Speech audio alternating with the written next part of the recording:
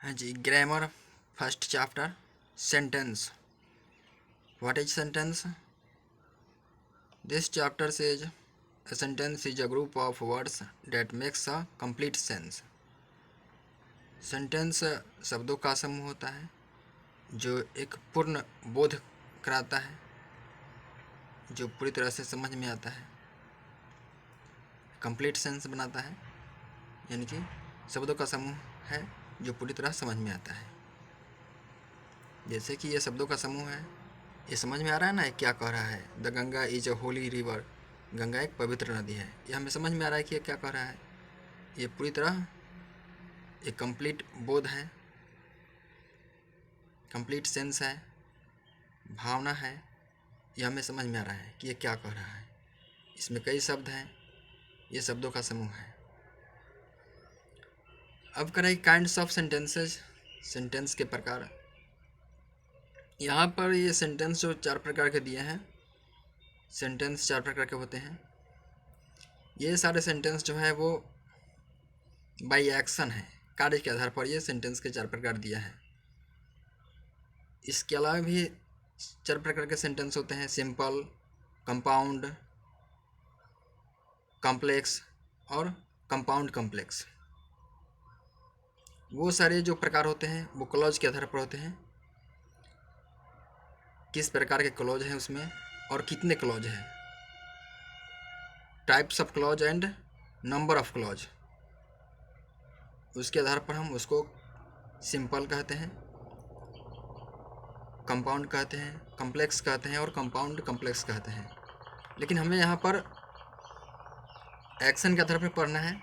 कोई भी सेंटेंस है उसमें किस प्रकार का कर्म है, कार्य है, उसके आधार पर हमें पढ़ना है सेंटेंस को. और उसके आधार पर ही हम जानेंगे, कार्य के आधार पर ही सेंटेंस के, कि वह किस प्रकार का सेंटेंस है. जैसे कि इसके आप डेफिनेशन से ही समझ जाएंगे. डिक्लेरेटिव और assertive sentence,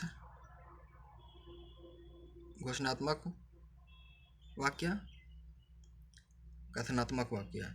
a sentence that makes a statement, एक वाक्य जो एक स्टेटमेंट बनाता है, कथन बनाता है, बयान देता है. इज कॉल्ड ए डिक्लेरेटिव और असर्टिव सेंटेंस. उसको डिक्लेरेटिव और असर्टिव सेंटेंस कहते हैं. उदाहरण के लिए, गंगा एक पवित्र नदी है, सूरज पूरब में उगता है ना. Sun rises in the east. Indian cricketers play the game very well. भारतीय क्रिकेटर गेम को अच्छी तरह खेलते हैं, खेल को अच्छी तरह खेल लेते हैं, बहुत अच्छी तरह खेलते हैं. उसके बाद में इंट्रोगेटिव सेंटेंस. तो इसमें देखा, इसमें जो सेंटेंस जो है वो क्या करता है, बयान देता है, यानी कि करता है. यहाँ पर कार्य के आधार पर हम सेंटेंस को पढ़ रहे हैं कि कितने प्रकार के. देखिए, सारे डिफिनेशन में कार्य ही होगा. जैसे यहाँ पर है सेंटेंस डेट आस्क्स क्वेश्चन. इसमें क्या करेगा, क्वेश्चन पूछेगा, इसलिए इंट्रोगेटिव सेंटेंस है. Is called an interrogative sentence. For example, are you a doctor, क्या आप डॉक्टर हैं. Will they go to America, क्या वे लोग अमेरिका जाएंगे. वाई आर यू लाफिंग, आप क्यों हंस रहे हैं.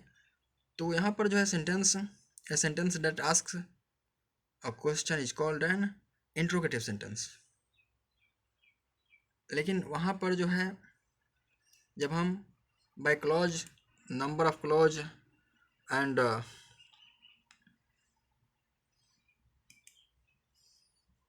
हम जब नंबर ऑफ क्लॉज और टाइप ऑफ क्लॉज की बात करते हैं तो यहाँ पर भी 4 प्रकार के होते हैं. देख लीजिए, सिंपल सेंटेंस. इसमें एक जो है इंडिपेंडेंट क्लॉज होता है. इंडिपेंडेंट क्लॉज उसको कहते हैं जिसमें सिर्फ एक वर्ब होता है, सब्जेक्ट होता है और कंप्लीट थॉट होता है. और डिपेंडेंट क्लॉज उसको कहते हैं जिसमें वर्ब होता है, सब्जेक्ट होता है, बट उसमें कंप्लीट थॉट नहीं होता है. उससे आपको पूरा पूरा अर्थ नहीं निकल पाएगा. तो इस तरह देखिए, यहाँ पे कंपाउंड सेंटेंस दिया है जिसमें 2 इंडिपेंडेंट क्लॉज होते हैं और जुड़े होते हैं वो कंजक्शन द्वारा. इसके अलावा वहाँ पे कॉम्प्लेक्स सेंटेंस दिया है. उसके बाद कंपाउंड कॉम्प्लेक्स सेंटेंस दिया है. पर हमें यहाँ पर बाई एक्शन पढ़ना है सेंटेंस के प्रकार। इसके बाद में इम्परेटिव सेंटेंस। तो imperative sentence that expresses a compound command request और some advice is called an imperative sentence. तो ये सेंटेंस जो कमांड आदेश व्यक्त करता है, रिक्वेस्ट व्यक्त करता है, अनुरोध व्यक्त करता है और सम एडवाइस या कुछ सलाह व्यक्त करता है, यहाँ पर काम के आधार पर हम पढ़ रहे हैं, उसे क्या कहते हैं? इम्परेटिव सेंटेंस कहते हैं। For example, do not play on the road. आपको रोड पर मत खेलिए, रोड पर मत खेलो। यहाँ पर कमांड है, आदेश दे रहा है कि आपको रोड पर नहीं खेलना है, रोड पर मत खेलो। ऑलवेज स्पीक द ट्रूथ, सदा सत्य बोलो। यहाँ पर एडवाइस है कि सदा सत्य बोलो। प्लीज़ कीप क्वाइट, कृपया चुप रहें। यहाँ पर रिक्वेस्ट है, प्रार्थना है, अनुरोध कर रहा है कि आप चुप रहिए। तो ये तीनों जो है कमांड, एडवाइस, रिक्वेस्ट अगर हो किसी सेंटेंस में तो क्या होगा? इम्परेटिव सेंटेंस होगा। अब आगे बच गया exclamatory sentence, sudden feeling, emotion. Correct ये सेंटेंस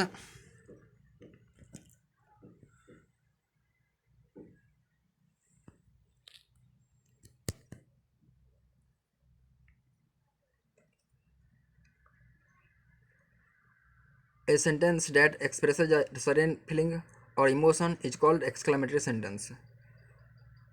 तो यहाँ पर एक सेंटेंस जो अभिव्यक्त करता है सडन फीलिंग, अकस्मात अनुभव या इमोशन, भावना, तो उसको एक्सक्लामेटरी सेंटेंस कहते हैं। जैसे may you long live long, आप लंबी उम्र जियो मेरे बच्चे, माई चाइल्ड, तुम लंबी उम्र जियो, ये आशीर्वाद दे रहा है यहाँ पर।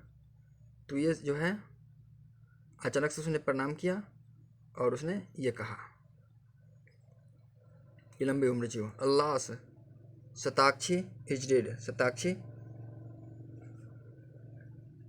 मृत है। उसने अचानक से देखा कि वो मृत है और कह दिया शताक्षी मृत है, अल्लाह।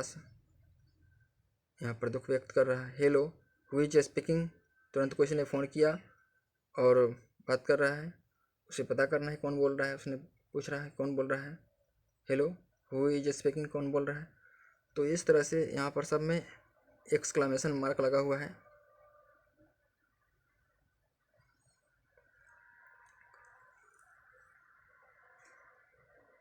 इसको भी हमें देख लेना चाहिए। An imperative sentence ends with a full stop. Imperative sentence जो है फुल स्टॉप से अंत होता है। इम्परेटिव सेंटेंस में आप क्या लगाते हैं? फुल स्टॉप लगाते हैं लास्ट में। और एक्सक्लामेटरी सेंटेंस जो है वो अंत होता है एक्सक्लामेशन मार्क से, उसमें आपको एक्सक्लामेशन मार्क लगाना पड़ेगा, ये वाला जो है। इसके बाद इसे बनाना है।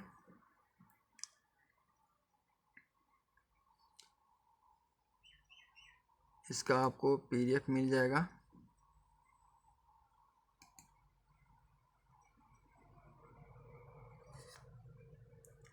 ये रहा PDF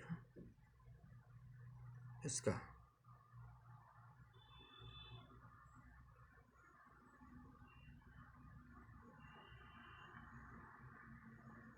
यहाँ पर सबका क्वेश्चन बनाना है।